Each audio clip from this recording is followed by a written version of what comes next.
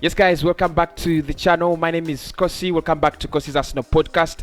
At the moment, news coming in from Netherlands shows Arsenal have apparently agreed a 4-year deal with Andre Onana, and the personal terms with the player have been settled. We are still waiting for the verdict, obviously, from the Court of Arbitration for Sport to confirm whether Arsenal will be paying 2 million euros to Ajax, or the price will actually rise up to 7 million euros. And of course, we've been linked with another player in right back who could actually be a potential replacement of Hector Bellerin for just 15 million euros, and that player is playing with Lille Metropole in France. We're going to discuss that and more in this video. Do not forget, the video is brought to you by One Expert. Make sure you check out their link in the description. Make sure you check out their website. They bring you the best odds, the best betting odds, and you could win up to $130 just by getting to their website. How about that? Make your first deposit, register and make your first deposit, and you'll win up to $130 on your first deposit. You could also win smartphones, smart TVs in their weekly, annual, and monthly draws. I mean, it's a betting company that really wants you to get something out of your money. Now, let's get into the news, people. Please don't forget to smash the like button. Don't forget to subscribe to the channel. It really means a lot because I put in some work, I put in some time to get you these updates, and the only way you can repay me is by getting your hands to the subscribe button, getting your hands to the like button. That's all, and I'll keep giving you whatever moves around the Arsenal team. Okay, now this is according to Nicolas Shearer, who says reports suggest that that the deal for Arsenal to sign Andre Onana is close, is being completed, with Onana agreeing personal terms on a 4-year deal. And of course, you can see as quoted, and the source is Nicolas Shearer. Andre Onana has agreed personal terms with Arsenal on a contract until 2024 with the option for another season. That's according to Nicolas Shearer. Now, of course, many sources, many journalists, many pundits from Netherlands are continuing to add more information to this. Yesterday is when the story started, obviously, and it was Arsenal had actually agreed to buy the player, and they talked to Ajax. And he said it's either gonna be 7 to 9 million euros if the player's ban is lifted. However, if the ban is not lifted, then Arsenal could pay at as low as 2 million euros or 3 million euros. That could be the price range. Now, news coming in, of course, like you've seen on your screen, we have agreed personal terms with the player. And yesterday, Fabrizio Romano was speaking about this deal, and he said Arsenal were actually in contact with the player's agent since January. Now, what I don't understand, first and foremost, of course, I know you're really tired of me not understanding things, on a couple of occasions. But what I don't understand is, if we've been in contact with Andre Onana since January, that means the possibility of Bandeno leaving the club has always been very, very positive and very likely. Now, I understand he's not a ball playing goalkeeper. He has issues, with ball playing and playing out from the back. That could be one of the problems. That could be one of the issues that is affecting Bandeno at the moment. And I think with Mikel Arteta wanting to copy and paste Pep Guardiola's style, Pep Guardiola's kind of football, because that is his master. That is he is his mentor. So he wants players. He wants that quality of players that can actually replicate what the Manchester City lot are actually doing. So he wants a goalkeeper like Ederson, a goalkeeper that is a very good shoot stopper, but a goalkeeper that doesn't end at that, a goalkeeper that can actually play out from the back, a goalkeeper that can actually be relied on when it comes to pressure and and build up and things like that. And I think Onana is that kind of goalkeeper. If you've watched these clips, of course I'll do a video on him. But if you've watched his clips, he is that kind of goalkeeper with a lot of that kind of goalkeeper with a lot of quality that gives you that ability to play out from the back, starting with your goalkeeper. So and we've seen it this season. We've seen it this season.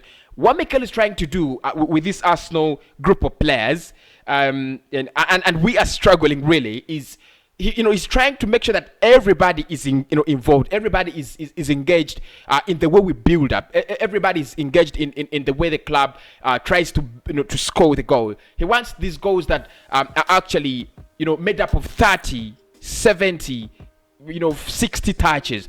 Arsenal can do that. We've done that before under Arsene Wenger. But the quality we had then, it wasn't expensive, but I think it was more quality. The likes of Santi Cazorla, the likes of Jabusha, the likes of Messeroso, the likes of Aaron Ramsey. I think the quality we had at the moment when we could score goals built up of 30 touches is so different. At the moment when you have players like Rob Holding and Mohamed El Neni and Ban Leno in goal, I love Ban Leno. I rate him a lot. He's a very good showstopper, and I'm more kind of a traditional fan. When I look at goalkeepers, I'm looking at what do they offer, what do they have to offer in terms of shot blocking. What are their reflexes? That is what I do rate in goalkeepers, and that's why I really loved David De Gea as a goalkeeper. I really love the likes of Iker Casillas and the likes of Jan Oblak. But in modern football, it looks like those goalkeepers either have to find better ways of accommodating themselves in the system. You either have to add something to your game, the likes of Leno, because you can't tell me Leno is a wasted talent at the moment. 29 years of age, he still has almost 5 years as a goalkeeper. But it looks like football has changed, and the philosophy has migrated from what we knew to what we have to get used to, and I think this is really affecting so many players, especially now the goalkeepers. It started by migrating from the strikers, trying to force them to play things like false nines, giving them more responsibilities other than just scoring goals. Then to the wingers, starting to play as inverted wingers,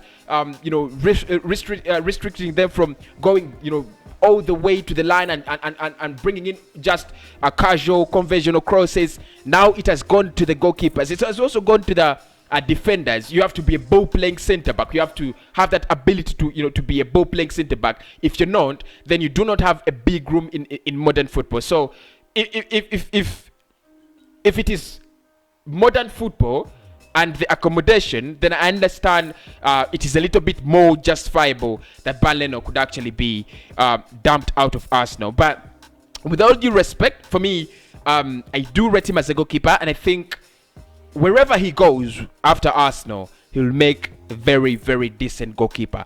Honestly, I rate him a lot as a goalkeeper. Onana would be an upgrade, yes. And all I want, I've said it before and I'll say it again, what Arsenal need at the moment is an upgrade.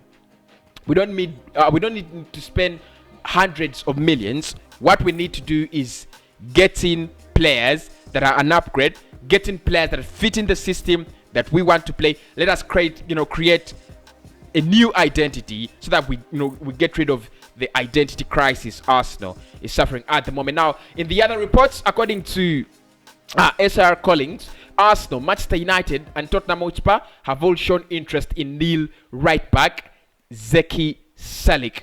And of course, Salik has emerged as a contender to replace Hector Bellerin, with Arsenal impressed by the right back's performances this season, in particular his skill in possession and the threat going forward, along with his ability to press and win possession high up the pitch.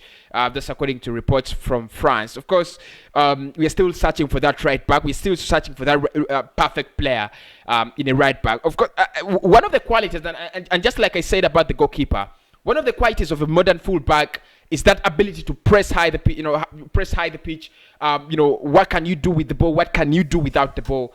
It's so much. That you have to have as a modern fullback. Bellerin doesn't have it. I mean, the likes of Cedric, they do not have it. They're so limited. Cedric, as long as he kicks that ball out of the pitch and crosses it at the end of the pitch, crosses it into the box. That's it. Hector Bellerin, defensive wise, he's a nightmare to the team, and going forward, he's just a mediocre that is overpraised by many people who think he's a very, very good player going forward. So honestly, all in all, I think Arsenal will need to get in someone who's a little bit more balanced. And this guy, Zeki Selik, could actually cost only 15 million euros. So you can see Arsenal could look to sell Hector Bellerin for just for 20 or 25 million pounds, and they could bring in a replacement for a replacement of 15 million euros. And for me, that only highlights how Arsenal have been recruiting poorly. Because if you can, if you can bring in a player who is 15 million euros and then they replace a 30 or 25 million player, that only shows you that your recruitment in the past has been absolutely down. But anyway, please do smash a like on the video if you enjoy the content. Consider subscribing to the channel if you feel you need more content, and turn on the notification bell to always get notified when Arsenal when there is something that I've learned about Arsenal. There is something I would love to share about Emi Buendia at the moment, but I need to confirm. I need to get more sources and more information around the new bid Arsenal are apparently making on Emi Buendia. It is around 32 million pounds with add-ons. As soon as I get an authentic source on that, either Charles Watts or David Onstein, then I'll be able to provide you with that information. At the moment, keep it Cossy's Arsenal podcast. Don't forget to subscribe, and I'll speak to you in the next video.